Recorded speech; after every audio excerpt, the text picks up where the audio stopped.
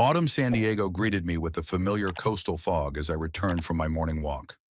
Every day for the past 5 years, I'd left the house at 6 hours and 30 minutes, a habit developed over decades of working as a tax consultant. Now retired, I could afford to sleep in longer, but old habits cling to us tighter than we realize. My name is Reed Holloway. I'm 65 years old, and for the last 5 of those years, I've been living in my son's house. It's not that I wanted to, it's just that after Evelyn, my wife, died, our big house became like a mausoleum. Every room held memories of her. This is where she liked to sit with a book. This is where she always put her favorite orchids. And on this wall, we still have pictures of our wedding trip. I worked as a tax consultant for almost 4 decades, and in that time I learned how to make rational decisions. Selling a house that had become a crypt of memories was one of those. I pulled up in front of Adrian's house, a 2-story California-style structure with a neat lawn and trimmed hibiscus bushes along the driveway. From the outside, it's a perfect picture of family prosperity. Inside, it's a different story. When I moved in 5 years ago, everything seemed logical. Adrian insisted, "Dad, why do you have to live alone? We have plenty of room. Lily will be happy to see Grandpa every day."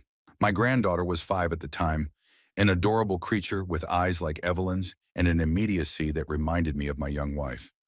I agreed, especially since the money from the sale of my house could come in handy for the young family. $480,000 was a decent sum for San Diego, though not a fortune. $300,000 I gave to Adrian. "To expand the house," he said then, "you'll need a separate bathroom and maybe we'll add an office."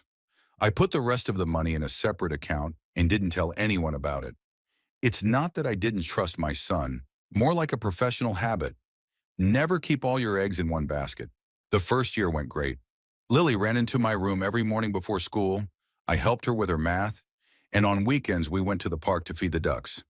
Veronica, a slender blonde with a perpetually strained smile, worked at a travel agency and often came back late. Sometimes I cooked dinner for everyone. No big deal, but Evelyn taught me a few dishes that always turned out well. Veronica thanked me, though I noticed her discreetly adding spices to her portion. One day I asked Adrian about plans to expand the house.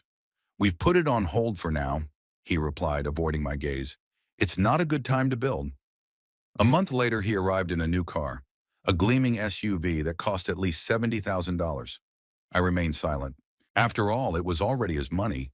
Something had changed between us since then. No, outwardly everything remained polite and correct. For too many years, I had taught my son to respect his elders. But there was tension.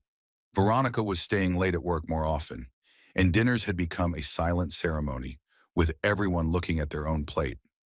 I entered the house, trying not to make any noise. There were voices coming from the kitchen. Veronica was on the phone, apparently with a colleague. "Yes, 20% of the deal." "No, the client doesn't know about the additional fees. Of course, it's standard practice." I coughed, making my presence known. Veronica turned around abruptly, her face frozen for a second, then stretched into an insincere smile. "I'll call you back later," she said quickly into the receiver and put the phone down. "Reed, are you back already? How was the walk?" "It was nice," I replied. "The fog is clearing. It's going to be a nice day." "Great." Her gaze had already slid to the clock on the wall. "I'll be late at the office today, meeting with the new partners. Can you pick Lily up from school?" It was our unspoken arrangement. I picked up my granddaughter 3 times a week, the one duty that still made me necessary in this house. Sure," I nodded. "Does she still have art class today?" "Yeah, until 3. Veronica tossed her car keys into her bag. "Just don't buy her candy after school like last time. She's got a dentist appointment coming up." I held back a sigh. One candy bar had turned into a serious offense. It was typical of Veronica to notice every little thing and turn it into a reason to reprimand me. "Okay," I replied calmly. "Tell Adrian I checked the tax return he asked to see. It's okay, but there are a couple things to discuss." "I will," she said over her shoulder as she left the kitchen. "Oh yes, there's a booklet on the table. Please take a look at it. It might be interesting." I went to the table and saw a glossy prospectus, Sunny Hills, The Golden Years of Your Life, a nursing home. Not the first such booklet in recent weeks. They began to appear in prominent places more and more often. On the coffee table, on the refrigerator, in the bathroom. As I leafed through the pages of pictures of smiling seniors playing chess or practicing yoga, I felt a heaviness building up inside. It wasn't that I didn't see where this was going. Little signs had been appearing for a while. Veronica started accidentally forgetting to call me for dinner when guests came over. My stuff in the bathroom kept getting moved to the most inconvenient shelves. My room became the subject of discussion. Should we make an office for Adrian in here? I tossed the booklet in the trash and made my way to the living room. The house was spacious with large windows and modern furniture. Veronica had done her best, the perfect interior for photos on social media. On the mantelpiece were family photos. Adrian, Veronica, and Lily at the beach, the two of them at Disneyland, at a friend's wedding. None with me in them, though I definitely remembered a few shots of us all together. They disappeared about 3 months ago. A family calendar hung on the wall. September was packed tight. Lily's dance, Adrian's business trip, Veronica's business meetings. My only marker was a doctor's appointment the following Tuesday. It was as if I existed only as a medical problem. I went up to the second floor to my room. It was small, a former guest room turned bedroom. A bed, a closet, a desk, and a chair. On the walls, a few pictures of Evelyn and our travels together. Minimalism not by choice, but by necessity. Most of my stuff had to be sold with the house. I pulled an old shoebox out from under the bed. Inside were the deeds to the house Evelyn and I had bought 40 years ago, a few photos, her wedding ring, and a small notebook of phone numbers. Among them was the number for Oliver Price, my old friend and realtor, who had helped me sell the house 5 years ago. I dialed the number, hoping it hadn't changed. Oliver Price speaking, came a familiar, husky voice. Oliver, it's Reed. Reed Holloway. Reed? It's been a long time. How are you, old boy? Not bad, Oliver. Listen, I need your help. I'm looking for a little bungalow for myself, preferably closer to the ocean. You're thinking of moving away from your son? Oliver didn't sound surprised, just understanding. Yeah, it's time. Haha. I knew it would happen, he sighed. Well, I have a few options. When do you want to see it? The sooner the better, I answered. And Oliver, I'd appreciate it if you'd keep this between us. Of course, Reed. I'll call you tomorrow with the details. I put the phone down and looked at Evelyn's picture. It seemed to me that she was smiling approvingly. The rest of the day went by at its usual pace. I went to the library, picked up a new book on the history of ancient Rome, and then went to meet Lily from the art studio. She came running out, waving a piece of paper. Grandpa! Look what I drew. There were 3 figures in the drawing. A tall, gray-haired one, obviously me. A small one with ponytails, Lily herself. And a middle one with long blonde hair. Evelyn, though my granddaughter knew her only from photographs. It's you, me, and Grandma at the beach, Lily explained. We'd never been there together, but I imagined what it might have been like. I swallowed a lump in my throat. It's beautiful, sweetheart. Grandma would have loved it. Wouldn't she? Lily's eyes shone. Can I hang it in your room? We'll hang it up. As we walked home, Lily talked nonstop about her day, about her new math teacher, about the boy who pulled her pigtails. In those moments, I felt like I had moved in with them for a reason. Veronica's coldness and Adrian's aloofness were worth it. In the evening, Adrian returned from work later than usual, tired and irritated. Veronica had prepared dinner, seafood pasta, her specialty for special occasions. I immediately sensed something was going on. They looked at each other as if rehearsing the conversation they were about to have. How was your day, Dad? Adrian asked, putting on his salad. Calm, I answered. I went to the library and picked up Lily from the studio. Great. Veronica and I wanted to talk to you about something. He paused, then continued, obviously choosing his words. Yes? Yes. You see, we're thinking... He hesitated, and Veronica took the initiative. We think it would be better for you to live in a specialized institution for people your age. Just like that, straightforward and without foreplay. I almost admired her directness. A nursing home? I asked calmly. In an active retirement community, Veronica corrected with a strained smile. Sunny Hills is a beautiful place. It's got a pool, a library, medical staff. And what makes you think I need it? Adrian squirmed in his chair. Dad, you're 65. You're still in great shape, but we're worried about your health. What if something happens when we're at work? Who's going to help? What about my opinion? I asked quietly. Of course your opinion is important, Adrian said quickly, but we're thinking of your welfare. And Lily's, Veronica added. She needs her own room. She's growing up. I looked at my granddaughter, who was silently picking at her pasta with her fork, clearly sensing the tension at the table. Lily has a room, I pointed out. She needs a bigger room, Veronica cut her off, with her own bathroom. She'll be a teenager soon. I leaned back in my chair. And when are you planning on moving me? They exchanged glances. Obviously, my calmness had confused them. They were expecting objections, maybe even a scandal. We've signed up for a field trip to Sunny Hills next Friday, Adrian said. You could come with us, take a look. What if I don't like it? There are other options, Veronica said quickly. But Sunny Hills is the best in the area, and the most expensive, I suppose. Your pension should be enough, Adrian said, not looking me in the eye. And if it isn't, we'll help. I put my fork down. Thank you for your concern. I'll think about your offer. The rest of the dinner passed in awkward silence. Lily felt the tension and tried to lighten the mood with stories about school, but her words fell into the void. After dinner, I helped her with her homework and then went upstairs to my room. Sitting on the bed, I pulled out my old calculator, a habit of a tax consultant who preferred paper and mechanical devices to computers. $180,000 in a secret account plus savings from retirement, about $220,000 in all. Not much, but enough for my plans. I opened my laptop, a 60th birthday present from Adrian that I hardly ever used, and began searching for information on real estate in the coastal areas of San Diego. A small bungalow in Ocean Beach or Pacific Beach. The prices were biting, but with my savings it was possible. The next morning I was out for another early walk. As I passed Mrs. Parker's house, I noticed a for sale sign on the adjacent lot. A small one-story house with a tiny garden. I paused, looking it over. Not that I wanted to stay in this neighborhood, but maybe it was worth a look. Back home, I saw another Sunny Hills booklet on the kitchen table. Next to it was a printout with the rates. $25,000 down payment and $3,000 monthly.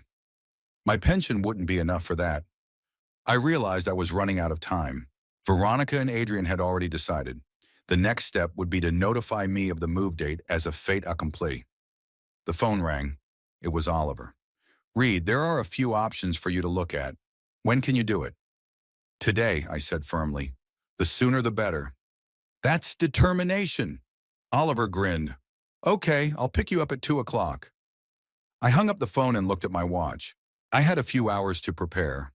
I didn't want to act hastily, but now I realized there was no time to think. 5 years ago, I had sold the house full of memories of Evelyn because I couldn't bear the pain any longer. Now I was preparing to leave my son's house because I couldn't stand the indifference. History was repeating itself, but this time I was ready for it. Oliver Price picked me up at 2 o'clock sharp. His old Lexus pulled up in front of the house and I hurried out, hoping to avoid any unnecessary explanations. Luckily, Veronica was at work and Adrian was at some conference. The perfect time for my secret plans. You look more chipper than a lot of my 40-year-old clients, Oliver remarked as I got into the car. In his 70s, he still had a firm handshake and a keen eye, though his gray hair was thinning and his face was wrinkled. It's all relative, I said. Where do we go first? I have 3 options, Oliver pulled onto the main road. The first was Pacific Beach, a small bungalow built in the 90s but recently renovated. The second was in Ocean Beach, smaller but with an ocean view. And the last one is in Sunset Cliff, a little farther from the beach, but a very quiet neighborhood. And the prices. Oliver named the prices, and I mentally compared them to my savings. The second option was the most expensive, but the idea of waking up with a view of the ocean was tempting. However, I decided to see all 3 before making a decision. As we drove, Oliver delicately avoided asking me about the reasons for my decision to move, for which I was grateful. Instead, he talked about the real estate market, his grandchildren, and how the city had changed in recent years. Remember that little Italian restaurant on the corner of Mission Avenue? he asked. They tore it down last year. Now it's just another hipster coffee shop. That's a shame. Evelyn and I used to have dinner there, I said, looking out the window at the houses and trees passing by. Things change, my friend, Oliver sighed. But some things stay the same, like your stubborn desire to do things your way. I grinned. Isn't that what you and I have been doing for the last 40 years? The first house was pleasant but impersonal, a typical California suburban house. Whitewashed walls, a tile roof, a neat little yard. Clean and orderly inside, but nothing special. The second one in Ocean Beach appealed to me much more. Although it was smaller than the first, the location made up for any shortcomings. The terrace overlooked the Pacific Ocean, and it was a 5-minute walk to the beach. How much did you say? 390,000? I asked when we stopped on the terrace. Yeah, but I think we can get it down to 370, Oliver said, watching my reaction. The owners are divorced, and they want to sell quickly and split the money. I wondered, 220,000 in cash, and the rest could be mortgaged. But at my age, banks were reluctant to give out large loans. As if he'd read my mind, Oliver added, I have a friend at Pacific Coast Bank. If you need anything, he can help you with a loan at a reasonable interest rate. I nodded and took another look around the bungalow. A small living room with panoramic windows overlooking the ocean, a compact kitchen, a bedroom, an office, and a bathroom.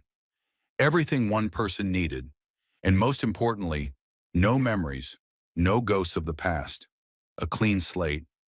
Let's look at the third option, I suggested, though I'd already made my choice internally. The last house was the most spacious and the cheapest of the three, but located farther from the ocean.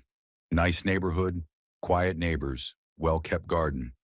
But it didn't give me the same feeling I got when I stood on the terrace in Ocean Beach and looked out at the ocean. I'm going with option 2, I said to Oliver as we got back in the car. Do you want to think about it for a couple days? And he suggested. It's a big decision. I don't have a couple days, I said firmly. How long will it take to finalize the deal? If the owners agree to your offer, and if we can work out the financing, I'm thinking 2 to 3 weeks. Good, I nodded. Go ahead. On the way home, Oliver discussed the details of the upcoming deal, and I thought about how Adrian and Veronica would react when they found out about my decision. Would they be relieved? Would they be angry? Or more likely, would they start worrying about my pension no longer coming into their household budget? Oliver dropped me off a block before the house, my precaution to avoid raising unnecessary questions from the neighbors. As I approached the house, I noticed Veronica's car was already in the driveway. She had returned earlier than usual. Once inside, I heard muffled voices from the kitchen. Veronica was on the phone. I wanted to slip upstairs without attracting attention, but she spotted me. Reed, she called out, covering the receiver with her hand. Did you remember we're having dinner with the Mitchells tomorrow? The Mitchells were Veronica and Adrian's friends, a married couple they'd met at some country club. Vaguely familiar faces, on-duty smiles, talk of golf and new restaurants. I had forgotten all about the dinner and, frankly, had no desire to attend. No, I hadn't forgotten, I lied. I'll be ready at 6. 7, Veronica corrected. And please wear that blue jacket we bought for Christmas. It looks good on you. She went back to her phone conversation, and I went upstairs to my room, wondering why she wanted me to be at this dinner at all. Veronica usually preferred me to stay out of the way at their social events. As I entered the room, I noticed something had changed. Nothing specific, just a feeling that someone was here. I looked around and noticed that the picture of Evelyn on the bedside table was at a different angle. The desk drawer wasn't closed all the way. Little things that another person might not have noticed, but I was always attentive to detail.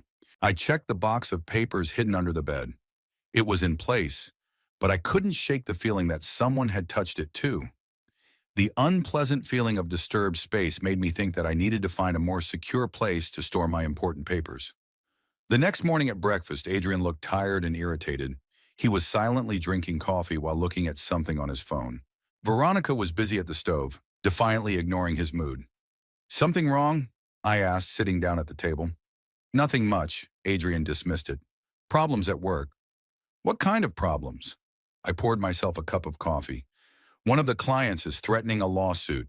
He says that the software we developed for him is not up to par. Is that true? Adrian grumbled. Partly, But the main problem is that he kept changing the specifications during the process. Is this documented? Of course, but he stopped talking and then suddenly asked, Dad, could you lend me some money? Just for a little while. I raised my eyebrows in surprise. How much? 20,000. Adrian avoided looking me in the eye. A month at the most. Veronica, who until then pretended not to listen, turned sharply. Adrian, we agreed. What do you need that kind of money for? I asked, ignoring Veronica's reaction. I need to pay lawyers to settle this dispute with the client.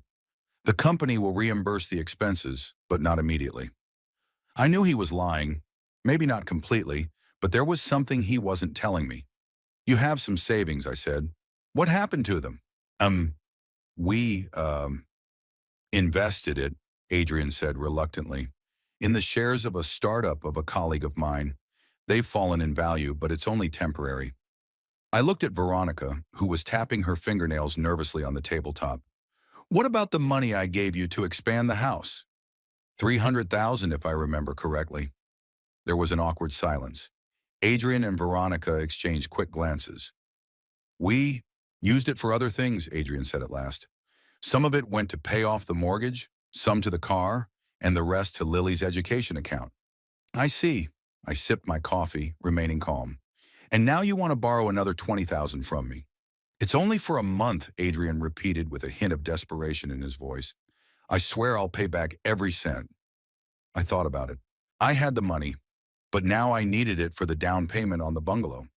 Besides, the fact that they had misused my previous money made me reluctant to give them any more. I need to think about it, I finally said.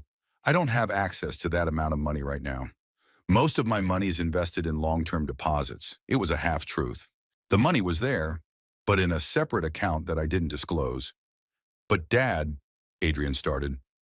I said I'd think about it, I said firmly, getting up from the table. Now I have to go for a walk. As I left the house, I took a deep breath of the fresh morning air. So that's where my 300,000 went. The car, the mortgage, Lily's education account.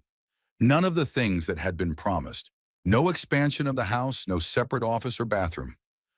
I wasn't naive and had suspected something like that. But to hear it from Adrian, well, it finally convinced me of the correctness of my decision to move. The same day I got a call from Oliver with the good news that the owners of the bungalow had agreed to my offer of 370,000. I had to put down a 10% deposit and sign a preliminary contract. I can come tomorrow, I said. Name the time and place. 10 o'clock in my office, Oliver answered. And Reed, are you sure you don't want to tell your son about your plans? Not yet, I said firmly. All in good time. The next day, I slipped out of the house again under the pretense of a doctor's appointment. Oliver's office was in a small business center near the city center. There I was waiting for the documents to sign and the details for transferring the deposit, $37,000. The rest of the money would have to be paid when the deal was finalized, Oliver explained. I talked to a friend of mine at the bank. He's willing to consider a loan if you need one. Thanks, but I'll be fine on my own, I said. I have enough savings. Oliver raised his eyebrows in surprise. All 233,000? That's impressive. I signed the papers and transferred the deposit from my secret account.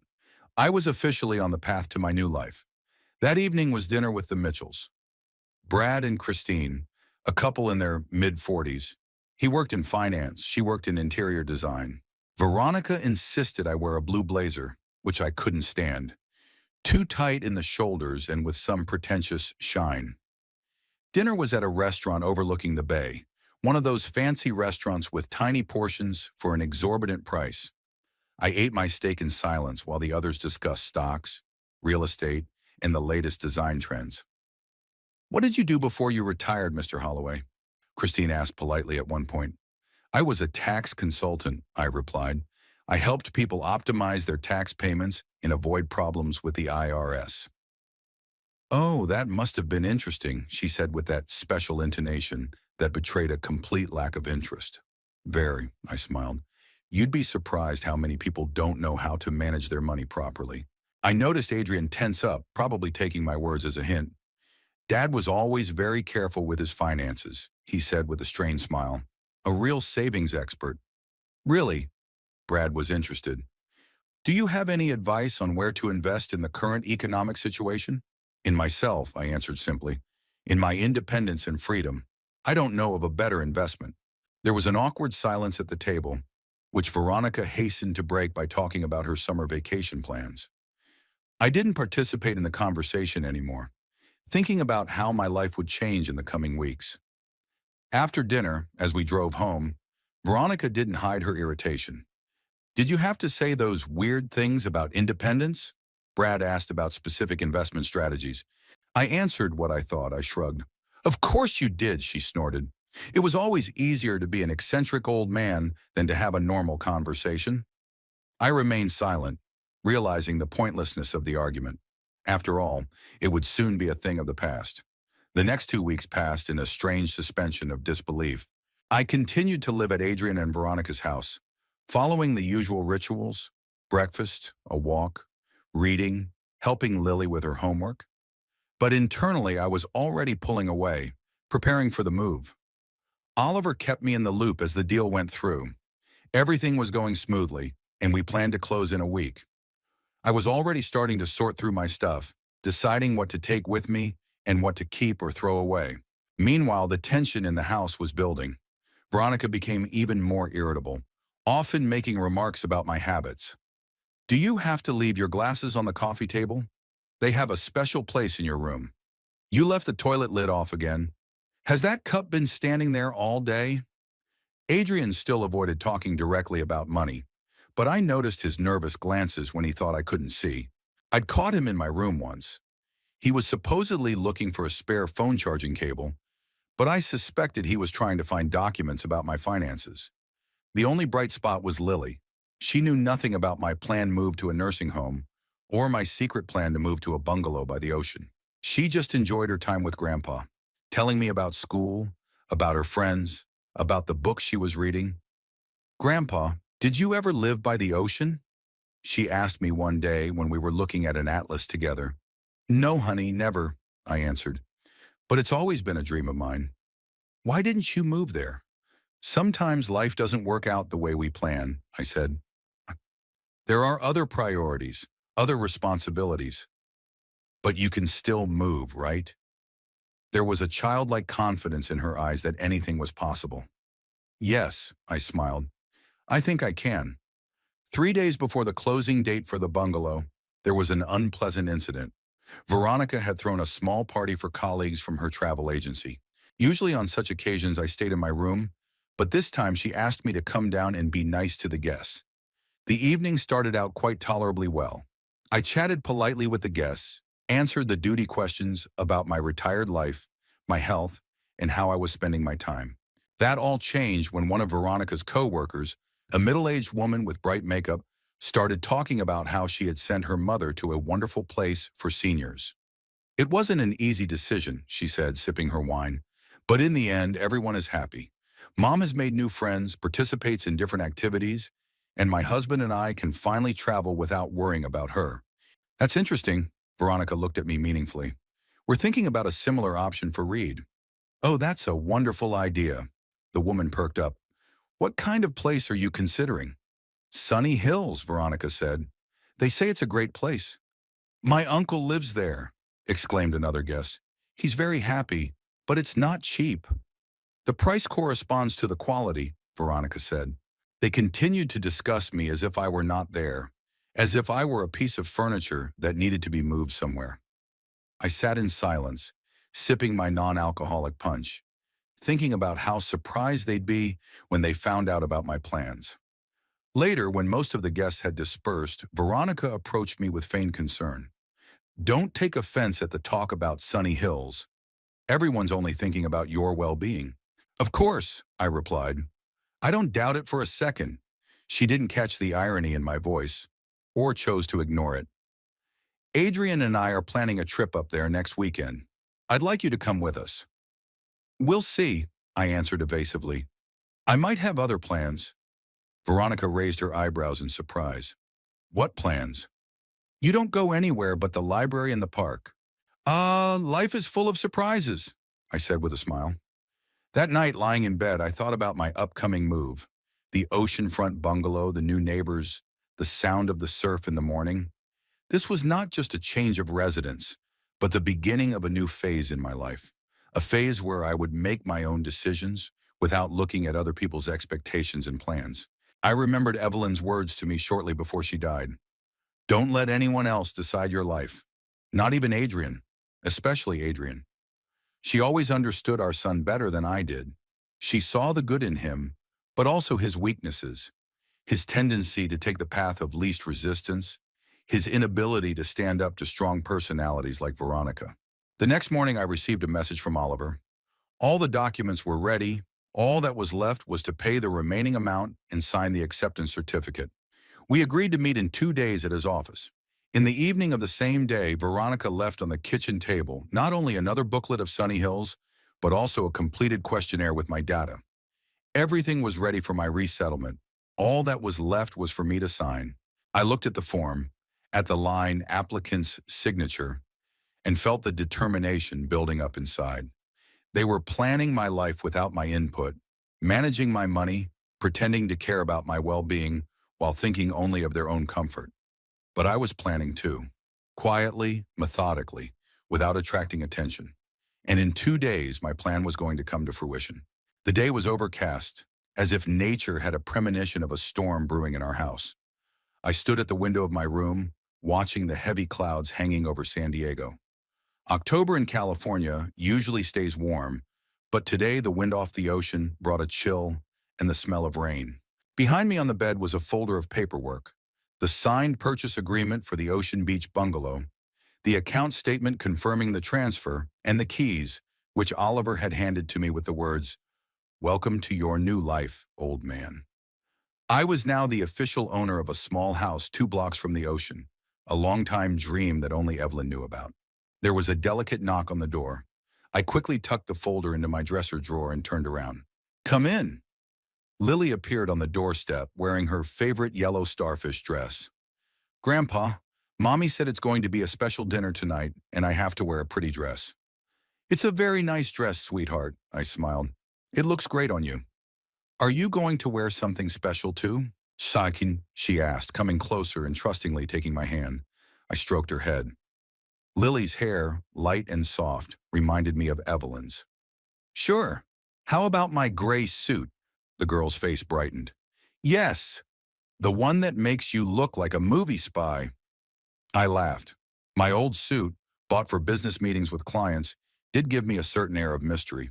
At least that's what Lily always said. "Okay, it's a deal. Now tell me, how was your day at school?" Lily climbed onto the bed and started talking about her new science project, about Jason Williams pulling her pigtails again, and about how her teacher had praised her whale drawing. I listened, nodded, asked questions, but part of my mind was occupied with thoughts of the evening ahead.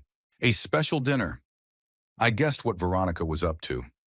After the visit she and Adrian had made to Sunny Hills without me 3 days ago, she'd come back enthusiastic and immediately filled out all the necessary paperwork. I saw them on the table in the living room. Questionnaires, contract, medical forms. Everything was ready for my relocation. All that was left was to get my consent. Or pretend to get it. Grandpa, are you listening to me?" Lily's voice brought me back to reality. "Of course, sweetheart. You were talking about your whale drawing." "No, I already told you about it." She frowned playfully. "I was asking if you'd help me with my report on marine animals next week." I won't be here next week, I thought, but I said out loud, "I will. We can go to the library and find some good books about sea creatures." Lily brightened up and hugged me. "You're the best grandpa ever." When she left, I pulled my old suit out of the closet and examined it. A little old-fashioned, but still elegant. The suit I wore to sign important contracts, to advise clients, to speak at conferences. A suit that symbolized my old life. The life of a respected professional whose opinion carried weight. I put it on, tied a dark blue tie, and looked at myself in the mirror. Gray hair, neatly slicked back, wrinkles around my eyes and mouth. Signs of years gone by. But I could still see in my eyes the determination that had helped me build my career, raise my son, and cope with the loss of Evelyn. I was ready for what was to come tonight. At 6 o'clock and 30 minutes, as arranged, I went down to the dining room. The table was set with the utmost care. China plates that Veronica usually got only on holidays, crystal glasses, silverware, the inheritance from my mother that I had given them after Evelyn's death. A vase of fresh flowers stood in the center of the table, and scented candles were scattered throughout the room. Veronica was fussing in the kitchen, giving instructions to Adrian, who looked tense and awkward in his new jacket. Lily sat at the table, dangling her feet and examining a pattern on a napkin. "Ah, Dad, you're here already." Adrian spotted me and gave me a strained smile. "You look great." "Thanks," I nodded. "What can I do for you?" "Nothing. We're almost ready." Veronica looked out of the kitchen with a tray in her hands.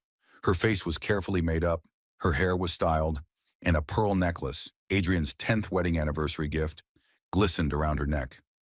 "Everyone, sit down at the table. Adrian, open the wine, please." We took our usual places. Adrian at the head of the table, Veronica to his right, Lily next to her mother, and me across from Veronica. This arrangement always seemed symbolic to me. Adrian and Veronica on one side, me on the other, Lily between us but closer to them. Dinner began with avocado and shrimp salad. Veronica had clearly tried to impress. The conversation at first revolved around safe topics: the weather, the city news, Lily's progress at school. I noticed Veronica and Adrian exchanging glances, as if deciding who would start the important conversation. "Lily was telling me about a new science project," I said, breaking another pause. "Something to do with marine animals. I promised to help with the materials." "That's nice of you, Dad," Adrian said, but his voice sounded distant. "Yes, Grandpa promised to take me to the library," Lily confirmed cheerfully. Veronica gave me a quick glance. "Lily, honey, I don't think Grandpa will be able to help you with this project. He'll have other things." "What other things?" Lily furrowed her brow, shifting her gaze from her mother to me. "That's what we wanted to talk about," Adrian interjected, coughing. "We have news." Veronica straightened as if preparing to speak. "Reed, Adrian and I have been thinking a lot about your future, about your comfort and safety. And about how to clear the room," I added mentally, but kept silent as I picked up a piece of shrimp with my fork. "We understand that as you get older, you have special needs," she continued, choosing her words carefully, "and we want you to get the best care and attention." I noticed Lily tense up, realizing the seriousness of the moment, even though she didn't know what she was talking about yet. "We went to Sunny Hills last weekend," Adrian joined in. "It's an amazing place, Dad. It has everything you could need. Medical staff, organized recreation, socializing with people of your generation." "People of my generation?" I raised an eyebrow. "That's an interesting way of putting it. You know what I mean. People with similar life experiences, with common interests." "With one foot in the grave," I finished for him, keeping my tone calm. "Dad!" Adrian looked indignant. "Why are you doing this? We're only thinking of your good." "Of course," I nodded. "And when do you plan to move me?" Veronica, obviously dissatisfied with the way the conversation was developing, decided to take the initiative. "Actually, we've already filled out all the necessary documents. All that's left is your signature. They're ready for you starting Monday." "Monday?" I acted surprised. "So soon?" "The sooner the better." Veronica sipped her wine. "There's a great spot open right now, overlooking the garden. If we delay, it could be taken." "What about my report?" Lily intervened with concern in her voice. "Grandpa promised to help." "Lily, adults are talking," Veronica interrupted her. "You can finish your dinner in your room." "But Mom..." "No buts. Take your plate and go upstairs." Lily looked at me with such sadness that my heart squeezed. I smiled encouragingly at her. "It's okay, sweetie. We'll talk later." When Lily reluctantly left, taking the unfinished salad with her, Veronica returned to the interrupted topic with renewed determination. "So, you're moving in on Monday. We've already arranged transportation. This is your last dinner here, Reed. Starting tomorrow, we'll start packing your things. So that's it. Not even with us, just here. Like I was some piece of furniture that needed to be moved." And the last sentence wasn't a question, it wasn't a suggestion, it was an assertion, as if I had no say in deciding my own fate. I looked at Adrian, waiting for some reaction, some sign that he wasn't completely on board with this plan. But he sat with his eyes down, twirling the stem of his glass in his fingers. My son, the one I had raised, the one I had taught to stand up for himself and protect his loved ones, couldn't even find the strength to look me in the eye. You see, Dad, he finally said, still not looking up. Veronica and I think this is the best solution for everyone. You'll be comfortable among your peers, and you'll finally have a room and get rid of the burden. I finished for him. You're not a burden, Adrian exclaimed, but his voice sounded unconvincing. Stop being so dramatic, Reed, Veronica sighed. We're offering you comfortable accommodation in a prestigious place. Many people would be grateful for such an opportunity. I slowly put my fork and knife on my plate, folded my napkin neatly beside my plate, and stood up from the table. Dad? Adrian finally looked up at me. I didn't answer. Feeling their confused looks on me, I turned around and quietly walked out of the dining room, up the stairs and into my room, closing the door quietly behind me.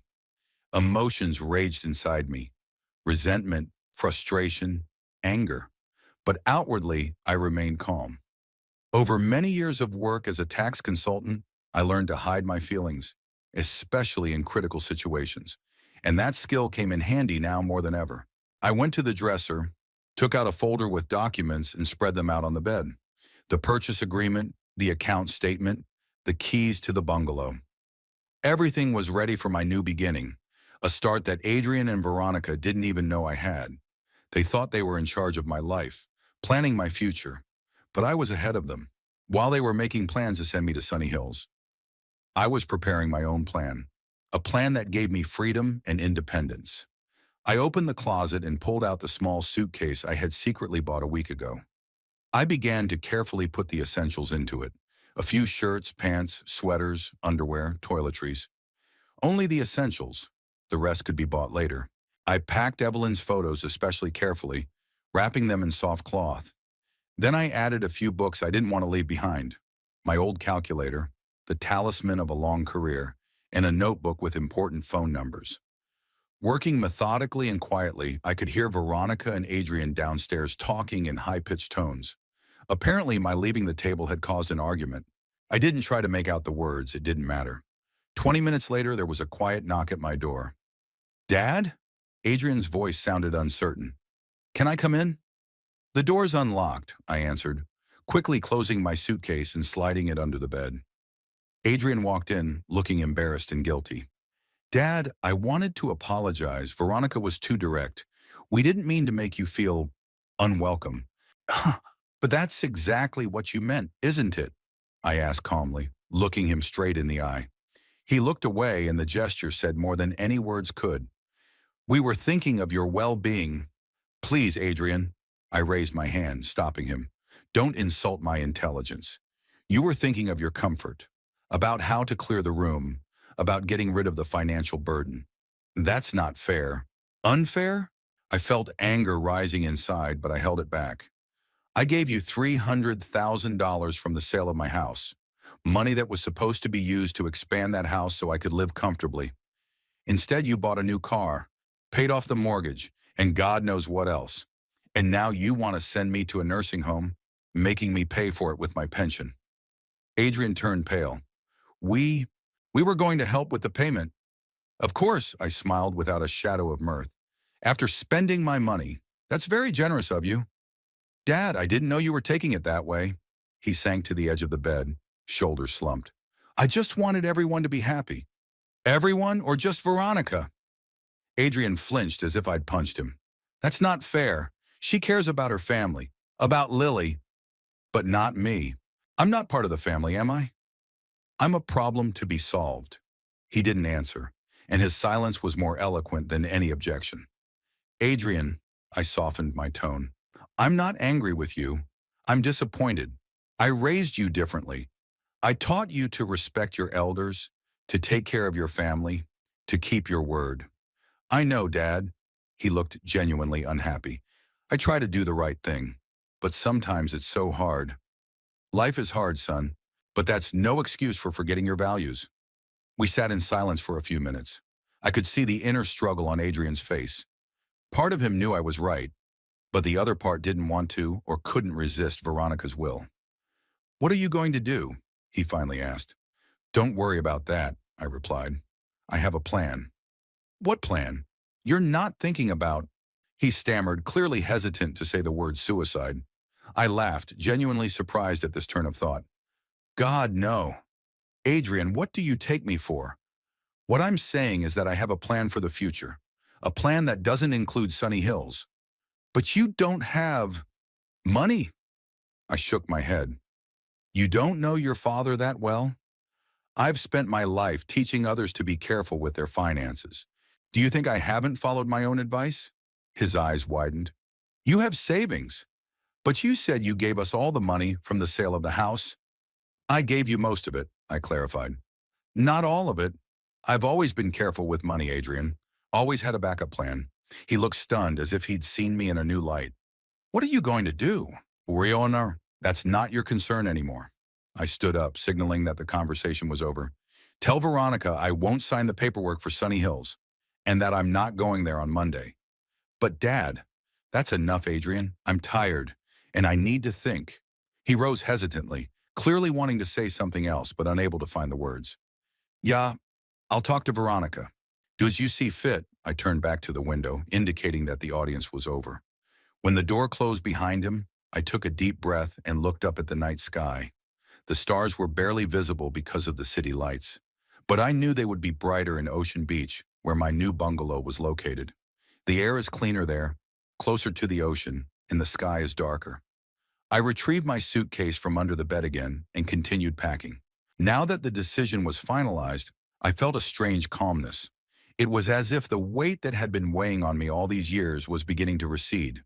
There was another knock at the door, this time very quietly. I slid my suitcase in quickly and said, "Come in."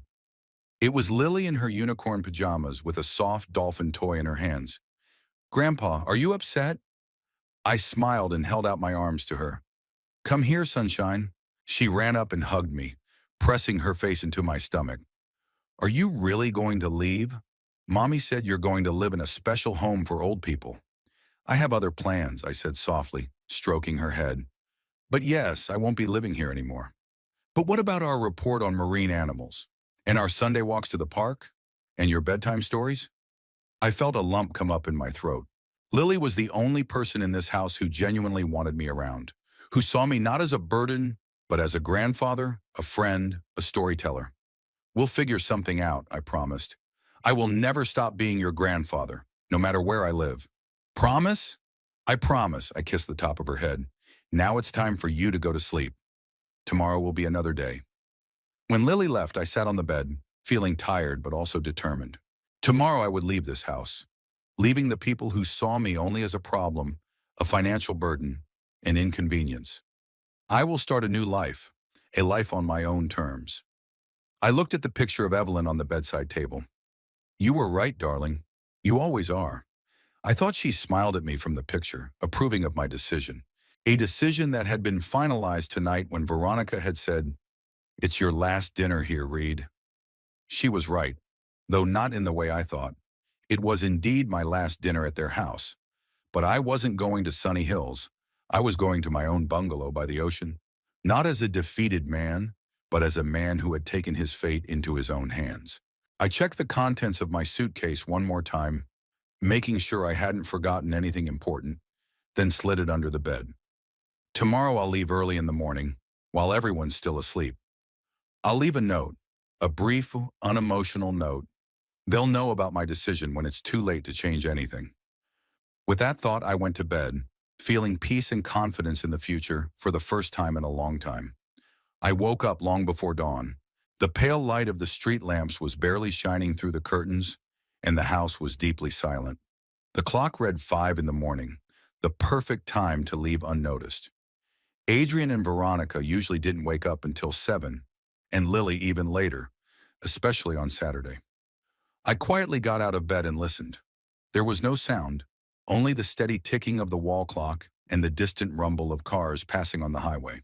Pulling my suitcase out from under the bed, I checked its contents once more.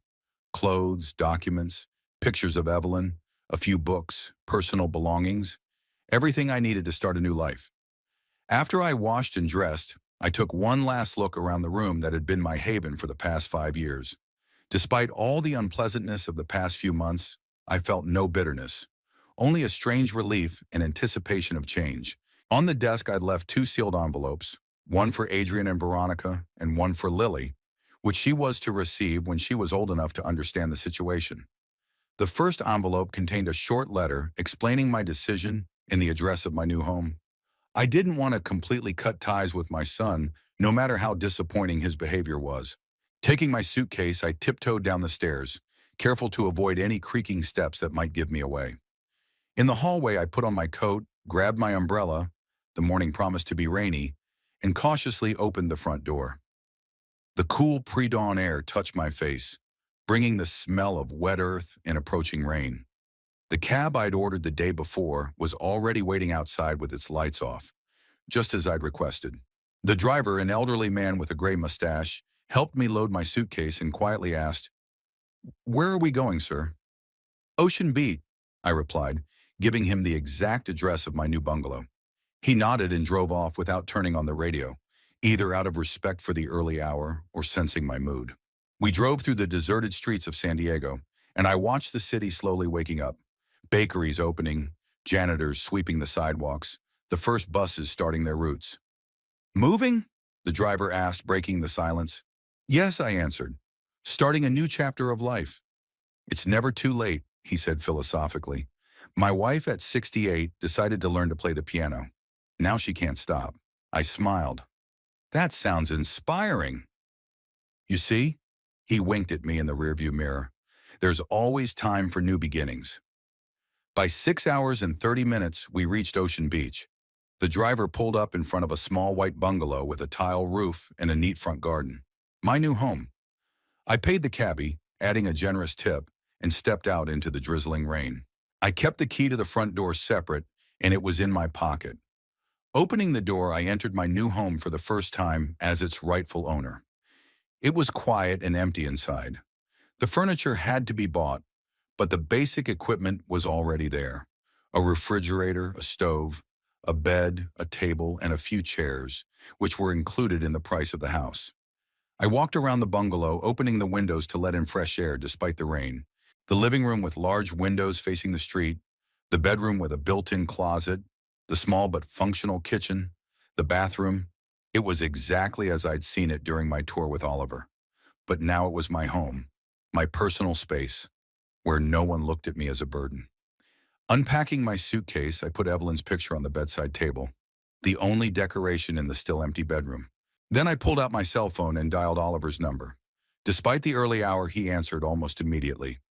"Reed, are you there yet?" "Yeah, I just got here," I answered. "Everything looks great." "Glad to hear it. How did it go?" "Well, you know. I left early this morning, left a letter. Didn't want scenes and drama." "I understand," Oliver sounded sympathetic. "Do you need help getting settled in? My wife knows a great furniture store with same-day delivery." "That would be helpful," I agreed. "And Oliver, thanks for everything." "You're welcome, old sport. That's what friends are for." After talking to Oliver, I decided to explore the neighborhood. The rain had almost stopped, leaving it fresh and clean. I locked up the house and went for a walk around the neighborhood. Ocean Beach was exactly as I'd hoped it would be. Quiet, with neat houses and manicured gardens, imbued with the atmosphere of a coastal town. Just 2 blocks from my bungalow was the beach, a wide stretch of golden sand where, even on this overcast morning, people with dogs and joggers strolled. I reached the boardwalk and stopped, looking out at the ocean. The waves lapped against the shore with a measured sound that had a calming effect. Evelyn had always dreamed of living by the sea. "Someday, when Adrian grows up and gets on his feet, we'll buy a house by the ocean," she said. We didn't get to realize that dream together, but now I had done it for both of us. On the way back, I walked into a small cafe, drawn by the smell of fresh baked goods. It was warm and cozy inside, with a few tables already occupied by locals.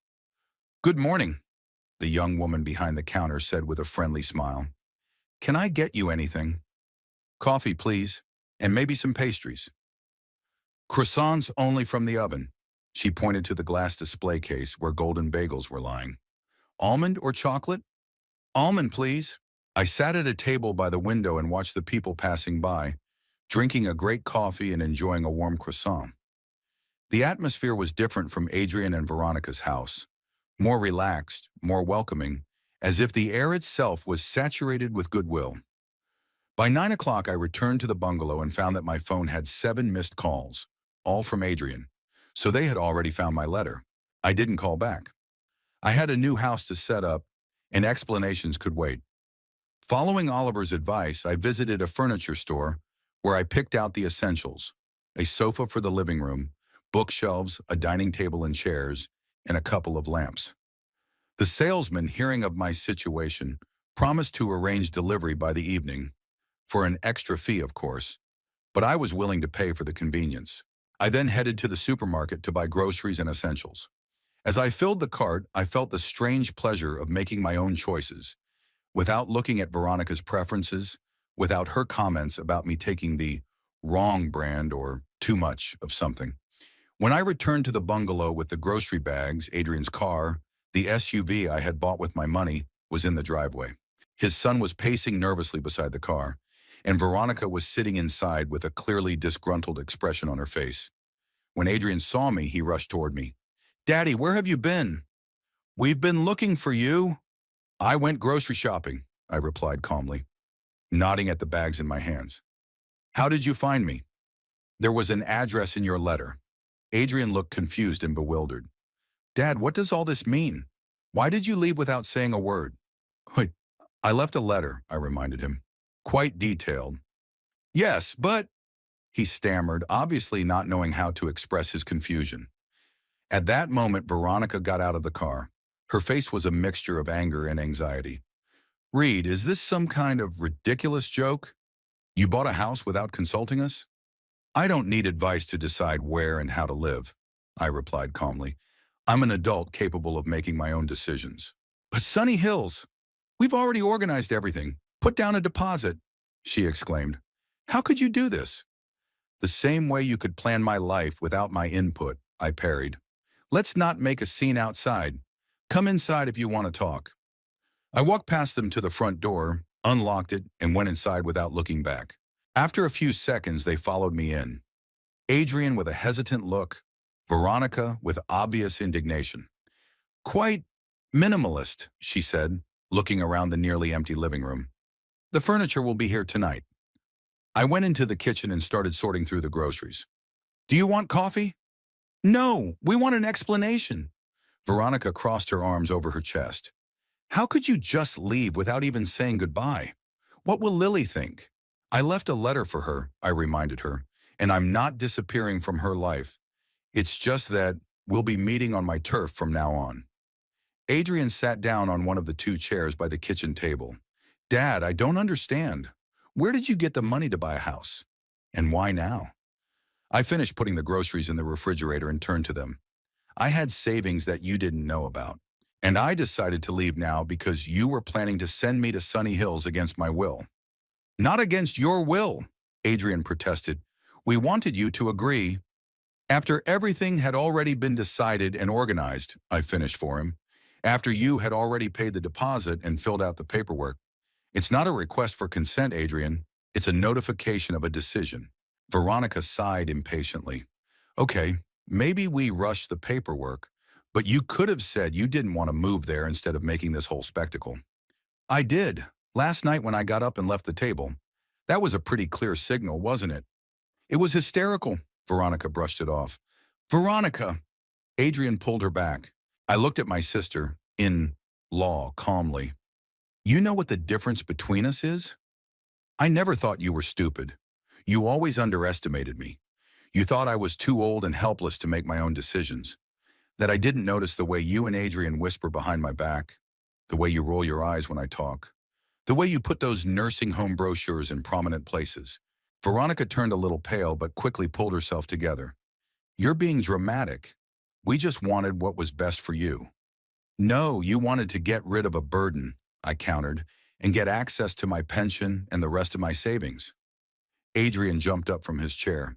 "Dad, that's not fair. We never—" "Adrian," I raised my hand to stop him. "Don't lie. at least not to yourself. You were counting on my pension to cover part of the cost of Sunny Hills, and the rest you would pay out of the family budget. A budget that included money from the same pension I'd been contributing to the communal pot for all those 5 years. He didn't answer, and his silence was more eloquent than any words. Veronica suddenly changed tactics. Her face took on a pleading expression, her eyes filled with tears. Reed, please, let's talk about this calmly. Perhaps we were too pushy with Sunny Hills, but your sudden departure has put us in a very difficult position. In what way? We, we had certain financial plans, she hesitated, glancing at Adrian. What kind of plans? I crossed my arms over my chest, ready to hear the truth. Adrian sighed heavily. We took out a loan, Dad, a big one, to fix up the house and pay for Lily's education. And you expected to pay it out of my pension? I guessed.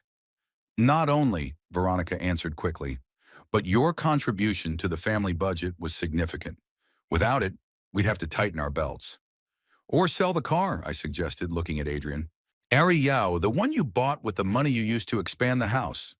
Veronica changed tactics again, this time to pleading. Reed, please forgive us.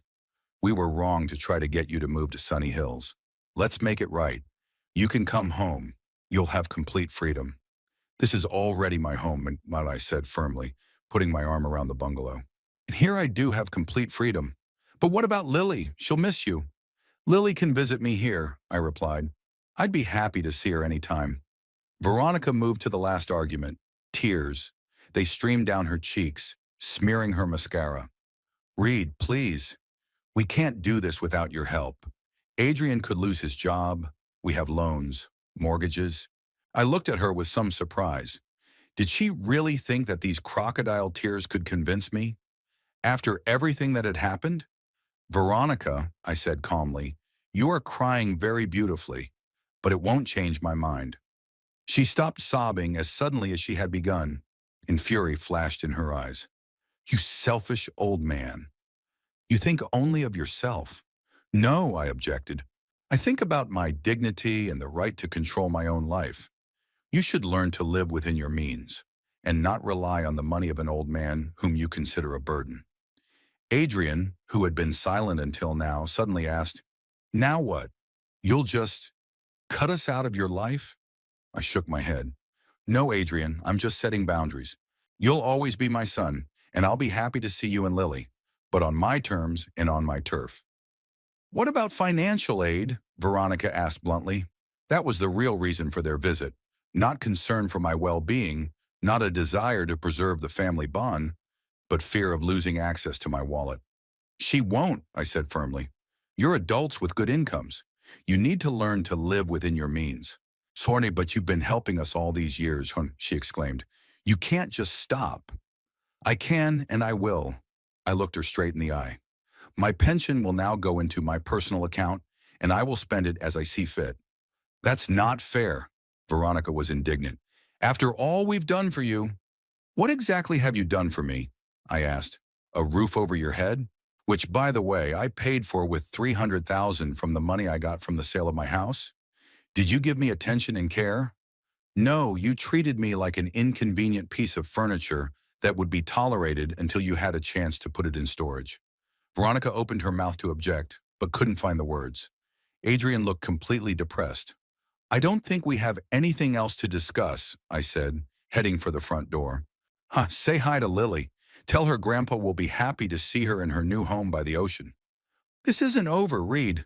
Veronica gave me one last look of hurt and anger. You'll regret your decision.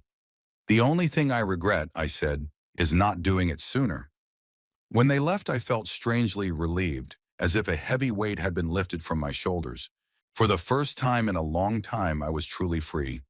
Free of manipulation, free of guilt, free of having to conform to other people's expectations. I stepped out onto the small terrace behind the bungalow and breathed deeply of the fresh sea air. The rain had stopped, and the sun was breaking through the breaks in the clouds, creating bright patches of light on the wet grass. Somewhere in the distance, the ocean was sounding, a measured, soothing sound that promised new horizons and possibilities. Evelyn, I thought, you'd be pleased. We're finally at the ocean. The phone rang in my pocket. It was Oliver informing me that the furniture delivery was scheduled for 5 o'clock that evening. I had a few more hours to get settled into my new home, to do some shopping, to familiarize myself with the neighborhood. And I intended to make the most of it. After all, there was a whole new life ahead of me, a life on my own terms. The first week in my new bungalow was a pleasant one. The furniture I had ordered had been delivered on time. Simple but solid, just the way I liked it. Nothing flashy or pretentious like the modern design that Veronica called the sofa in their house. My new couch was soft and comfortable. The bookshelves were roomy, and the dining table was spacious. Though for now, I ate alone. The morning of the third day after the move began with a phone call. When I saw Adrian's name on the screen, I felt a fleeting hesitation, but I answered. "Good morning, Adrian." "Dad," my son's voice sounded strained. "We need to have a serious talk. Can I come?" "Alone?" I clarified. "Haha, yes, Veronica's at work." "Okay, come over. I'll be home all day." He arrived an hour later, looking tired and depressed. I invited him into the living room, offered him coffee. He looked around, noting the new furniture and pictures on the walls. "It's cozy," he said. "You settled in quickly." "I had a lot of time to plan," I replied, pouring coffee into cups. "What did you want to talk about?" Adrian took a sip and looked me straight in the eye. "We have serious financial problems, Dad. Loans, mortgages. We were counting on your help, just like before." I sighed. "Adrian, I have already told Veronica that I will no longer support you financially. My pension now goes into my personal account." "But we're used to—" "Exactly," I interrupted him. "You're used to thinking of my money as your own. You're used to relying on my income instead of living within your means. That's not fair." There was a note of resentment in his voice. "We gave you a roof over your head, took care of you." "Really?" I raised an eyebrow. For the past 2 years, Veronica had barely concealed her irritation at the sight of me. "And you didn't say a word in my defense when she announced her plans to put me in a nursing home. Is that what you call caring?" Adrian lowered his eyes. "I was in a difficult position," Veronica insisted. "And you always give in to her, even when you know she's wrong," I said. "Always looking for the path of least resistance. Your mother saw it too." The mention of Evelyn made him wince. We sat in silence for a few minutes. Then Adrian spoke again, in a more conciliatory tone. "Okay, maybe we were wrong about the nursing home. But I'm asking for your help now, Dad. I'm in serious trouble." "What kind of problems?" I asked. He paused as if gathering his wits. "I took out a loan against the house, a pretty big one. Some of the money went toward repairs, some of it went into Lily's education account, but the bulk of it, yeah, I invested it in my colleague's startup," he confessed. "He convinced me it was a win-win investment, but the company went bankrupt a month ago. The money was gone." I shook my head. Adrian had always been gullible, a trait that had touched me when he was a kid, but which had become increasingly problematic as he'd gotten older. "How much did you lose?" "120,000, he answered, and I whistled involuntarily. Veronica still didn't know the full amount. I told her it was only 50,000. "And now you have no money to pay the loan?" "That's right. The bank has already sent 2 warnings. If I miss another payment, they'll start foreclosure proceedings." I felt a pang of pity. Despite my disappointment in my son, I didn't want to see him on the street, especially with Lily. "Why didn't you tell me this before? Before you decided to invest in a dubious project?" Adrian shrugged his shoulders. "I didn't think it was dubious. Jeremy has been my friend for 15 years. I trusted him." "Apparently not for nothing," I said. "What do you suggest we do now?" "I was hoping—" He hesitated. "I was hoping you could help, temporarily, just so I don't lose the house." I looked at him thoughtfully. "How much do you have to pay monthly?" $3,500, he answered. "Plus the regular mortgage, another $2,700. That's over $6,000 a month." I shook my head. "And that's assuming you bought a new car and Veronica changes her closet every season. No wonder you were counting on my pension." "Dad, please," he sounded desperate. "I'm not asking you to pay everything. I'm just asking you to help me with some of it, at least for a few months until I find a way out." I stood up and walked to the window. I could see a patch of ocean beyond the glass, a blue streak on the horizon. Helping Adrian would mean getting involved in their financial problems again, becoming the ATM Veronica thought I was. On the other hand, it was about the house where Lily lived. I'll think about it, I finally said. But I have conditions. Adrian's face brightened. Anything. First, you have to tell Veronica the truth about how much money you lost. No secrets. But she'll be furious. Nevertheless, it's necessary, I said firmly. Second, you must make a realistic financial plan.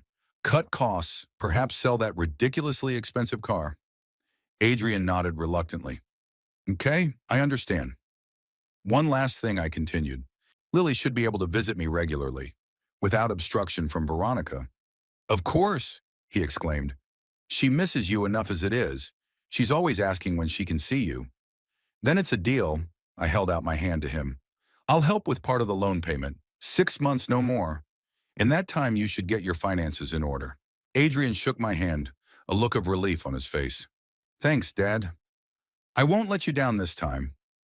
We'll see, I replied, not sharing his optimism. Now tell me about Lily. How is she? We talked for about an hour. Adrian talked about Lily's progress at school, about her new interest in astronomy, about how much she missed our trips to the park together. We arranged for him to bring her to my place on Saturday, a full day from morning to night. After he left, I sat down at the computer and scrutinized my finances. Helping Adrian meant adjusting my budget, but I could afford it. After all, I wasn't going to support them forever, just until they got back on their feet. Most importantly, I did it on my terms, not because of manipulation or pressure. I called the bank and arranged for a monthly transfer to Adrian's account. $1,500, enough to cover part of the loan, but not so much that they could continue their former lifestyle. I then wrote him a message confirming our arrangement and reminding him of the terms. That evening of the same day, I received a phone call from Veronica. Her voice was low-key, which is unusual for her. Adrian told me about your conversation, she began without preamble, and about your offer of help. Yeah, she stammered, clearly struggling to find the words. I wanted to thank you. This help is very important to us. Had Adrian told you the whole truth about the lost money? I asked bluntly. The pause was eloquent enough. Yes, she finally answered. 120,000. I was shocked. I understand, I said. I hope you can solve this problem. We've already started, she said with determination. I put the car up for sale and canceled the planned kitchen remodel. That was unexpected. Veronica had always struck me as a person incapable of compromise, especially when it came to her comfort and status. I'm glad you agreed to see Lily again, she continued. She misses you very much. I miss her too, I replied sincerely. I'm looking forward to Saturday. As I hung up the phone, I felt a strange satisfaction. Perhaps my leaving had actually caused them to reevaluate their values, or more likely, the financial crisis had forced them to become more practical. Either way, I no longer felt used. I was now in control of the situation and setting my own boundaries. I spent the next few days setting up my new home and getting to know the neighborhood. Ocean Beach turned out to be exactly the kind of place Evelyn and I had always dreamed of. Quiet, with friendly neighbors, and proximity to the ocean. I went to the beach in the mornings, where I was beginning to recognize the regulars. An elderly couple with a golden retriever, a young woman practicing yoga at dawn, a scowling fisherman who always took the same spot on the pier. We exchanged nods and occasional brief greetings, and these fleeting contacts gradually became part of my new routine. At the cafe where I had breakfast almost every morning, they already knew me by name. The owner, a cheerful, middle-aged woman named Eleanor, always took a moment to have a word with me. How are things settling in, Mr. Holloway? She asked me on Thursday, pouring me a cup of coffee.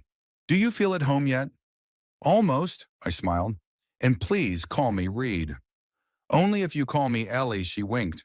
All my friends call me that, and I see you're becoming a regular customer. My pleasure, Ellie. I raised my cup in a joking toast.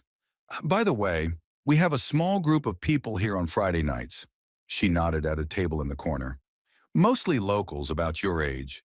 We play cards, discuss books, just talk. Come if you're interested. I thanked her for the invitation, not promising anything specific. Although the idea of making new acquaintances seemed appealing, a part of me still preferred solitude after years of living in a house where my presence was barely tolerated. On Friday, I decided to stop by the cafe in the evening after all. To my surprise, the evening was surprisingly pleasant. There were 5 people at the table, 3 women and 2 men, all over 50, with different histories and personalities, but united by a relaxed friendliness. "There's the new guy," Ellie exclaimed when she saw me. "Friends, this is Reed, who recently moved into a bungalow on Ocean Avenue." I was introduced to the others. Martha, a former English teacher, a widow with a sharp tongue and an unexpected sense of humor. George, a retired sailor with a terrific store of stories. His wife Helen, always ready to interrupt her husband to factually correct his stories. Dorothea, a quiet woman with an amazing talent for needlework. And Frank, a former lawyer whose sarcastic outlook on life always drew laughter. "A tax consultant?" Frank interjected when I told him about my former profession. "Gosh, I hope you're not going to audit our returns. I'm getting so creative there." "Not unless you're going to offer me legal advice," I parried, and everyone laughed. By the end of the evening, I felt like I was part of the group, like I'd known these people for years. We exchanged phone numbers, and I promised to come back next week. "And bring your granddaughter when you have her," Martha said. "I can teach her to knit if she's interested." I thanked her and promised to think about it, marveling inwardly at how quickly strangers had accepted me into their circle. Unlike my own daughter-in-law, who in 5 years had never gotten used to my presence. Saturday came clear and warm. I woke up early, made breakfast, cleaned the house, and waited impatiently for Lily to arrive. Adrian had promised to have her here by 10 o'clock. At exactly 10 o'clock, I heard the sound of a car pulling up. Looking out the window, I saw Lily jump out of the car without waiting for it to come to a complete stop and run to the front door. I barely had time to open it before she threw herself around my neck. "Grandpa, I missed you so much." I hugged her tightly, feeling a lump come to my throat. It was only now that I fully realized how much I had missed that child. Her laughter, her endless questions, her unconditional love. "I missed you too, sweetheart," I said, pulling back to look at her. "You seem to have grown these past 2 weeks. A whole centimeter," she said proudly. Mom measured it. Adrian followed, carrying Lily's backpack. "Here are her things for the day: a swimsuit, a towel, a change of clothes, and some homemade cookies she baked especially for you. With chocolate chips, your favorite," Lily added. I invited them in. Adrian clearly hesitated. "Actually, I was thinking of leaving you two alone. I have things to do in town. I can pick her up around 6 o'clock tonight, if that's okay with you." "Sure," I nodded. "Lily and I have a lot to do." When Adrian left, I showed my granddaughter the house. She admired every room, especially the view of the ocean from the living room window. "You live right by the sea now," she exclaimed. "Just like in that book we read." "Almost," I smiled. "Do you want to go to the beach?" "Yes," she jumped up and down. "Can we go right now?" We spent the morning at the beach, building sandcastles and collecting seashells. Lily enjoyed running along the water's edge, and I sat on the blanket, watching her and enjoying her carefree attitude. For her, it was just an adventure. Grandpa had moved to a new house by the ocean, and now she could go to the beach whenever she wanted. At lunch, she peppered me with questions. About the bungalow, about the neighbors, about why I had decided to move. I answered carefully, trying not to speak ill of her parents. "Mom said you left because you wanted to live by the ocean," she said, chewing her sandwich thoughtfully. "And Daddy said you left because Mommy hurt you. Is that true?" I paused, searching for the words. "The truth is, I've always wanted to live by the ocean. And now that I'm retired, I've finally realized that dream." "But you won't live with us anymore." There was sadness in her voice. "No, sweetheart, but you can come visit me whenever you want, and we'll go to the beach together, to the park, wherever you want to go." She nodded, accepting the explanation, but I could see that she didn't fully understand the situation. To a 10-year-old, family is an indivisible whole, and my leaving was a violation of the natural order of things. After lunch, we tackled her science project, the very report on marine animals that I had promised to help prepare. I pulled out the books I had specially purchased for the occasion, and we spent a few hours studying the wonderful world of the ocean depths. When Adrian came to pick up Lily, she showed him the workings of the project with such enthusiasm that he couldn't help but smile. "It looks like you had a great time," he remarked. "Best day all month," Lily declared. "Grandpa, can I come next Saturday?" "Sure, sweetie," I hugged her. "I'll look forward to it." When they left, the house was unusually quiet. I sat in a chair by the window, looking out at the darkening ocean. The day with Lily had reminded me how important family was, despite all the difficulties and disappointments. Not the financial support, not the shared roof over our heads, but that invisible bond that remains even after fights and hurt feelings. I pulled out my phone and texted Adrian a quick message. "Thank you for bringing Lily. I really cherish the time with her." His reply came almost instantly. "She does too. Already planning what you'll do next time." That simple exchange of messages gave me hope that maybe we could forge a new kind of relationship, not living together, but remaining a family. The following week, I fully immersed myself in settling into my new life.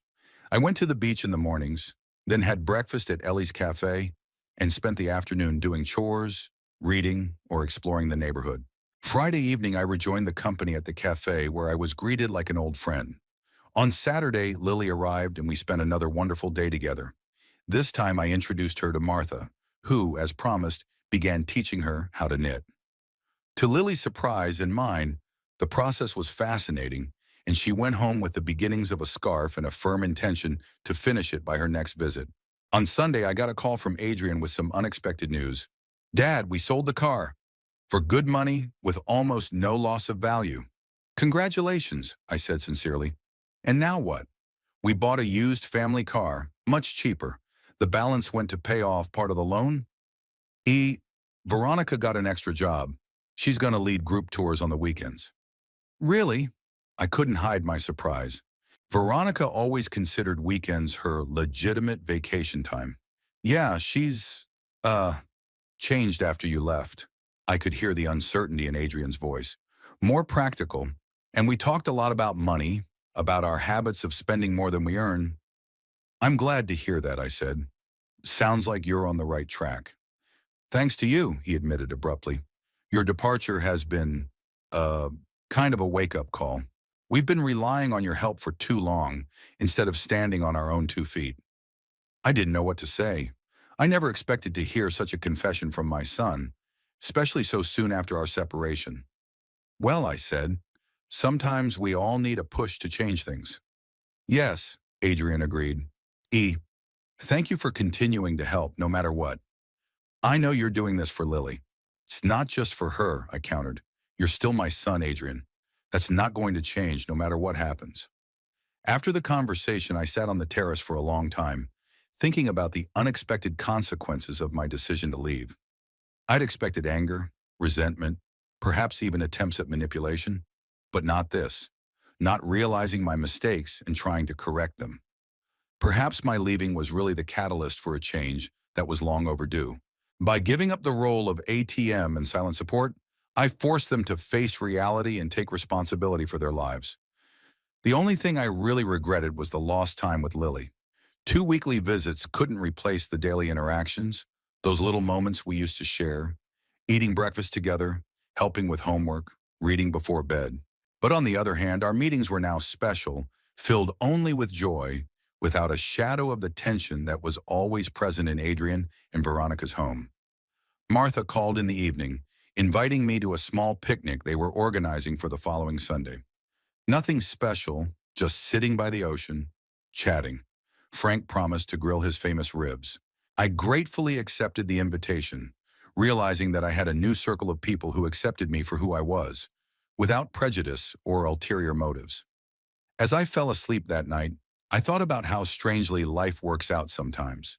What seemed like the end, a painful breakup with my family, a forced move, turned out to be the beginning of something new and perhaps better. Not only for me, but also for Adrian and Veronica, who were finally starting to learn independence. 6 months flew by. The April sun was flooding my little garden, where I was proudly growing roses, a new hobby I owed to my neighbor Harold, a true gardening expert. Who would have thought that at 65 plus years old I would be a regular on gardening forums and wake up at 5 in the morning to check on my seedlings? Life in Ocean Beach turned out to be exactly what Evelyn and I had always dreamed of. Quiet, measured, and filled with small joys. My day started at the crack of dawn. I had always been an early bird, and years of retirement hadn't changed that. Morning coffee on the terrace, watching the first rays of sunlight color the ocean in pinkish, gold tones.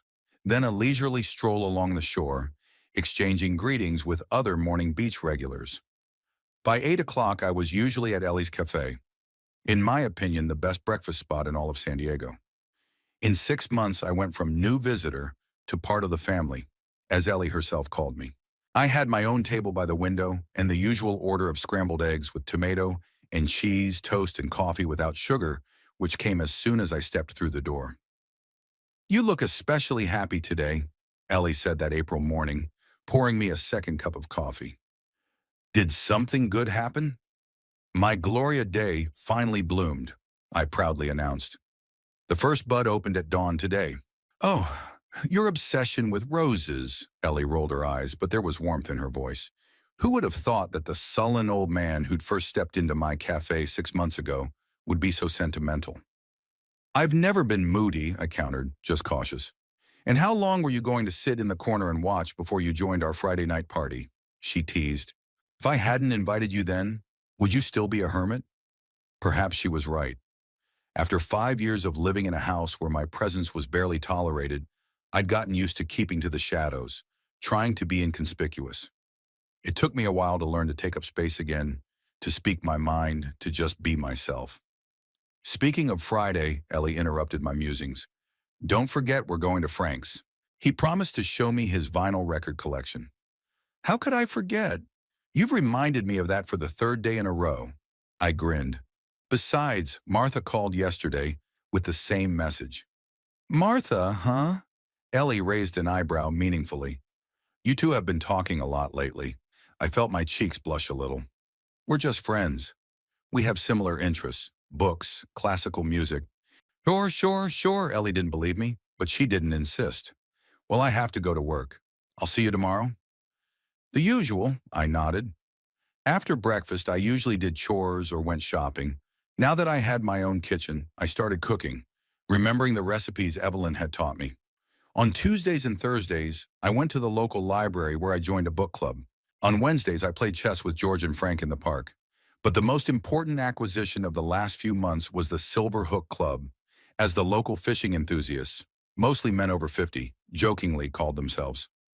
Once a week on Saturday, weather permitting, we would take Bill Summers' small boat out to the ocean. I had never fished before, but I quickly grew to love it. Not so much for the catch, which was often modest, but for the opportunity to spend a few hours in the company of men, listening to stories, exchanging jokes, watching the vast horizon. Lily came to visit me every week, usually on Sundays. Those were the days I took special care, forgoing any other plans. We'd go to the beach, to the movies, to the amusement park. Sometimes we just stayed home reading or playing board games. Lily learned to bake cookies from Evelyn's recipe and was proud of each new successful batch. The relationship with Adrian and Veronica gradually stabilized. I continued to help them with their loan payments as promised. 6 months was coming to an end, but I could see that they were really trying to get their finances in order. Veronica had sold most of her designer handbags and shoes. Adrian had found an additional part-time job as a consultant. They were far from financially stable, but they were moving in the right direction. That April morning, after finishing breakfast at Ellie's, I decided to visit the fishing store. I needed to buy a new line for the upcoming Saturday outing. The store was a 20-minute walk from my bungalow, and I was enjoying a stroll through the spring town when the phone rang. "Dad?" Adrian's voice sounded worried. "Is Lily at your place tonight?" "No," I answered, feeling everything inside clench. "Should she be?" She didn't come to school." I could hear the panic in his voice. "I drove her, saw her enter the building, but she didn't show up for second period. The teacher called us." "Did you check with her friends?" I asked, trying to stay calm, even though my heart was pounding like crazy. "Yes, everywhere. No one's seen her." I thought, "Hoped you might have her." "I'm home now," I said, turning in the opposite direction. "I'll be there in 10 minutes. If she shows up, I'll call you right away." "Thanks, Dad." Adrian's voice trembled. Veronica and I were just going crazy with worry. I practically ran all the way home, ignoring the surprised looks of passers-by. My head was spinning with the worst scenarios: kidnapping, an accident. What could make a 10-year-old girl run away from school? As I approached my bungalow, I noticed a small figure sitting on the porch steps. My heart skipped a beat when I recognized the blonde hair gathered into two ponytails and the pink unicorn backpack. "Lily!" I exclaimed, rushing over to my granddaughter. She looked up, and I saw a crying face with tear-red eyes. "Grandpa!" She sobbed and rushed toward me. I hugged her tightly, feeling her small body trembling. "Sweetheart, everyone is going crazy with worry." "What's wrong? Why did you run away from school?" "I can't live there anymore," she said through her tears. "They fight all the time. All the time. Even at night I can hear them yelling at each other." I stroked her head, trying to calm her down. "Let's go inside and you can tell me everything. In the meantime, I have to call your parents, tell them you're okay." She nodded reluctantly, and we went inside. As Lily settled on the couch, I quickly dialed Adrian's number. "Adrian, I have her." "It's okay, she's safe and sound." "Thank God," he exhaled. "We'll come right away." "Wait," I interrupted him. "Let me talk to her first. Find out what happened. I'll call you back in half an hour, okay?" After a second pause, Adrian agreed. "Okay, but please tell her we were very worried." When I finished talking, I sat down next to Lily, who had already calmed down a little. "So what's going on at home, sweetie? Tell me everything." And she did. She was rambling, jumping from one thing to another, as children do, but the big picture was clear enough. For the past few months, there had been an atmosphere of constant tension at Adrian and Veronica's house. Financial difficulties that I was aware of had escalated into constant quarrels. "Mommy says it's because Daddy lost money," Lily sobbed. "And Daddy yells that she spends too much. They think I can't hear, but I can hear everything." "Of course you do," I sighed, putting my arm around her shoulders. "Kids always hear more than adults think they do." "Yesterday was the worst," Lily continued. "Mom said she'd had enough, that she was going to go to Grandma Carol's and take me with her. And Daddy yelled that he wouldn't let her do that. They were arguing so loudly that the neighbors were banging on the wall." I listened with growing concern. The situation was clearly worse than I had imagined. The financial help I was providing may have postponed the crisis, but it didn't solve the underlying problems in Adrian and Veronica's relationship. "And that's why you decided to run away?" I asked softly. Lily nodded. "I don't want to go away with my mom to Grandma Carol's. It's boring there, and I don't have my friends there, and I won't be allowed to see my dad. And you." "Oh, sweetie," I pulled her close to me. "Grown-ups sometimes say things they don't mean to do, especially when they're angry. I'm sure your mom won't take you away without your dad's permission." "But if they get divorced?" There was real fear in her voice. "Jessica is in my class. Her parents got divorced, and now she only sees her dad twice a month. I don't want that." I didn't know what to say. I didn't want to make false promises or downplay the seriousness of the situation. Instead, I just kept hugging her, letting her know that no matter what happened, I would always be there for her. "You know what?" I finally said. "Let's make hot chocolate, with marshmallows like you like, and then we'll figure out what to do next." In the kitchen, while I warmed the milk and got the chocolate out, Lily sat at the table, chattering her legs and looking out the window at my little garden. "Your roses are blooming," she said. "Yellow like the sun." "Yes, the first bud opened this morning," I smiled, glad that her thoughts were at least briefly distracted from her domestic problems. "Can I take a picture of them?" she asked. "For my botany project." "Sure, and then I might even cut one flower for you to take home." As I watched Lily photograph the roses, I thought about what to do. Obviously, the situation in Adrian's family had reached a critical point. I could increase financial aid, but money clearly wasn't the only problem. Perhaps their marriage to Veronica was truly at an end. When we got back to the house with hot chocolate, I decided it was time to call Adrian. "Lily, I have to let your parents know you're here and okay. They're really worried." "I know," she sighed, "but I don't want to go back there, Grandpa." "Can I stay with you? At least for a few days?" I shook my head gently. "I'm afraid that's not possible, sweetheart. I can't leave you without your parents' permission. It would be wrong." But you're my grandfather, and that's why I have to act responsibly, I explained. Look, I promise I'll talk to your parents. I'll try to help them work things out. But right now, they need to know where you are and that you're okay. She reluctantly agreed, and I dialed Adrian's number. As you might expect, he insisted on coming over immediately to pick up Lily. I asked him to come alone without Veronica. I wanted to talk to him alone first, to get his side of the story. An hour later, Adrian was at my place. When he saw Lily, he rushed over to her, hugging her as tightly as if she had returned from a long journey. "Don't you ever do that again!" His voice trembled with excitement. Mom and I were going crazy with worry.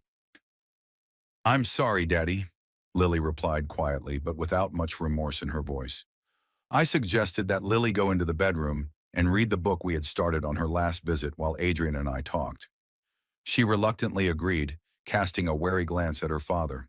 When we were alone, I asked bluntly, "What's going on at your house? Lily says you and Veronica are fighting all the time, yelling at each other. She's even heard threats of divorce." Adrian sank heavily into a chair, covering his face with his hands.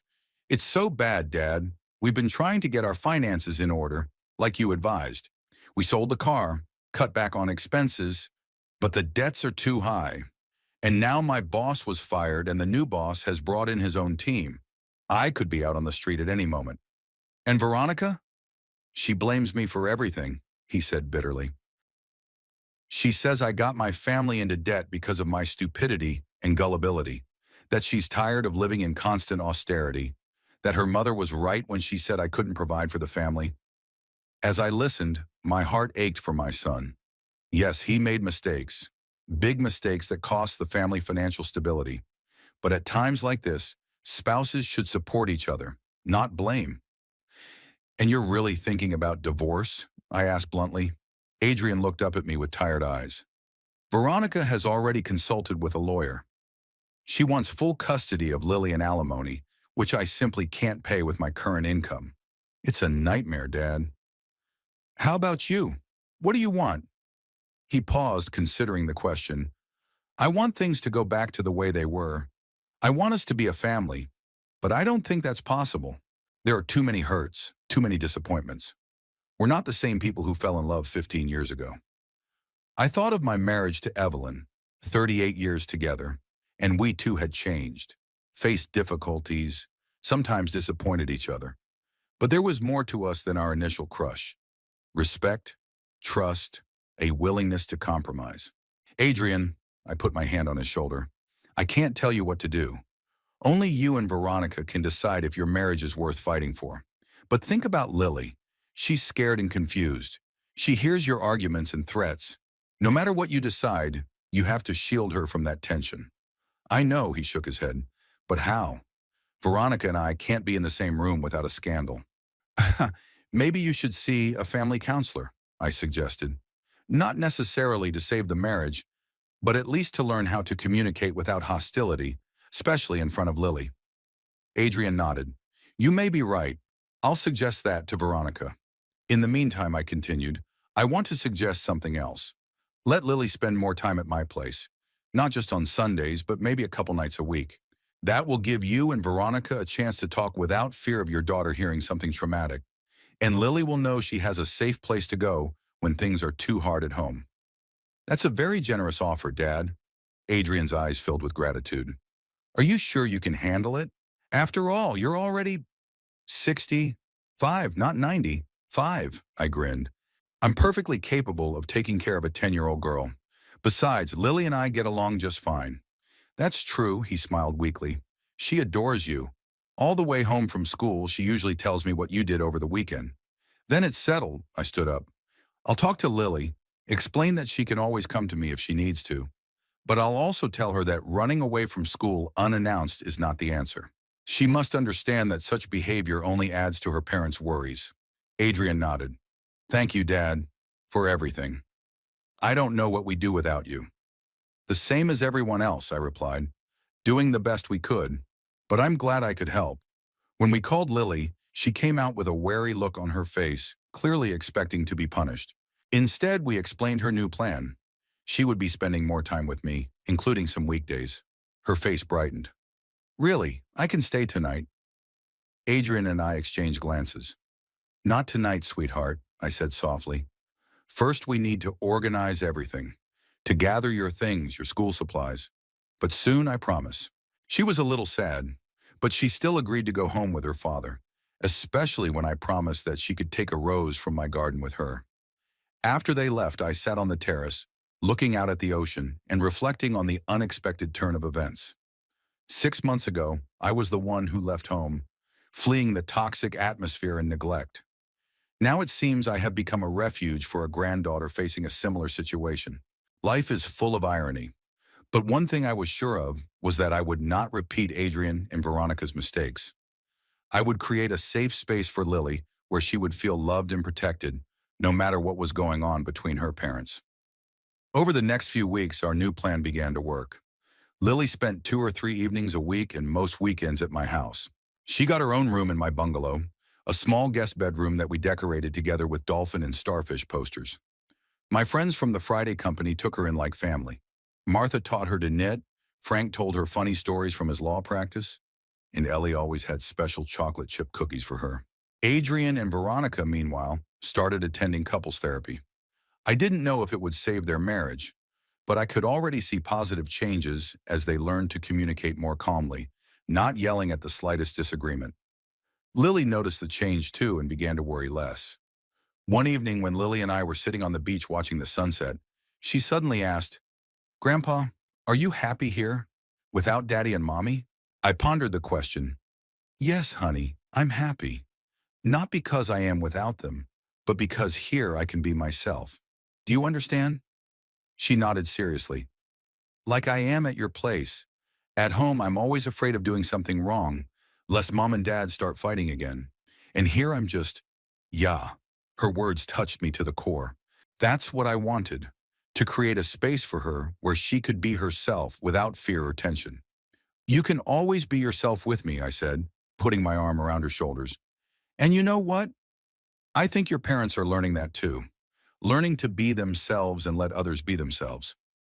"And if they do get divorced," she asked quietly, "what then?" "Then we'll get through it together," I said confidently. "No matter what happens, you'll always have both of them in your life. And me too."